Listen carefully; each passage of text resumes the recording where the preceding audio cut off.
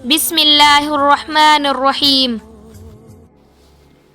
حضرت عمر بن خطاب رضی اللہ عنہ بیان کرتے ہیں، ہم ایک روز رسول اللہ صلی اللہ علیہ وسلم کی خدمت میں حاضر تھے کہ اس اثنا میں ایک آدمی ہمارے پاس آیا جس کے کپڑے بہت ہی سفید اور بال انتہائی سیاہ تھے۔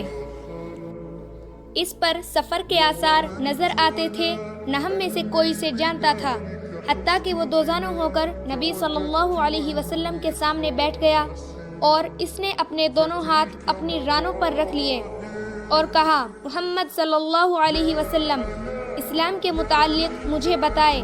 آپ صلی اللہ علیہ وسلم نے فرمایا، اسلام یہ ہے کہ تم گواہی دو کہ اللہ کے سوا کوئی معبود برحق نہیں، اور یہ کہ محمد اللہ کے رسول ہے، نماز قائم کرو، زکوٰۃ ادا کرو، رمضان کے روزے رکھو، اور اگر استطاعت ہو تو بیت اللہ کا حج کرو۔ اس نے کہا، آپ نے سچ فرمایا۔ ہمیں اس سے تعجب ہوا کہ وہ آپ سے پوچھتا ہے اور آپ کی تصدیق بھی کرتا ہے۔ اس نے کہا، ایمان کے بارے میں مجھے بتائے۔ آپ صلی اللہ علیہ وسلم نے فرمایا، یہ کہ تم اللہ پر، اس کے فرشتوں، اس کی کتابوں، اس کے رسولوں اور یوم آخرت پر ایمان لاؤ، اور تم تقدیر کے اچھے اور برے ہونے پر ایمان لاؤ۔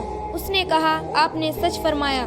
پھر اس نے کہا، احسان کے بارے میں مجھے بتائے۔ آپ صلی اللہ علیہ وسلم نے فرمایا، یہ کہ تم اللہ کی عبادت اس طرح کرو گویا کہ تم اسے دیکھ رہے ہو، اور اگر تم اسے نہیں دیکھ سکے تو وہ یقیناً تمہیں دیکھ رہا ہے۔ اس نے کہا، قیامت کے بارے میں مجھے بتائے۔ آپ صلی اللہ علیہ وسلم نے فرمایا، مسئول اس کے متعلق سائل سے زیادہ نہیں جانتا۔ اس نے کہا، اس کی نشانیوں کے بارے میں مجھے بتا دے۔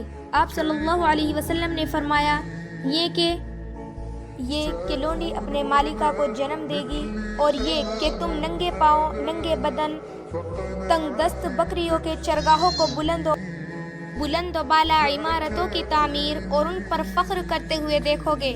عمر رضی اللہ عنہ نے فرمایا، پھر وہ شخص چلا گیا، میں کچھ دیر ٹھہرا۔ آپ صلی اللہ علیہ وسلم نے مجھ سے پوچھا، عمر، کیا تم جانتے ہو سائل کون تھا؟ میں نے عرض کیا، اللہ اور اس کے رسول بہتر جانتے ہیں۔ آپ صلی اللہ علیہ وسلم نے فرمایا، وہ جبریل تھے، وہ تمہیں تمہارا دین سکھانے کے لیے تمہارے پاس تشریف لائے تھے۔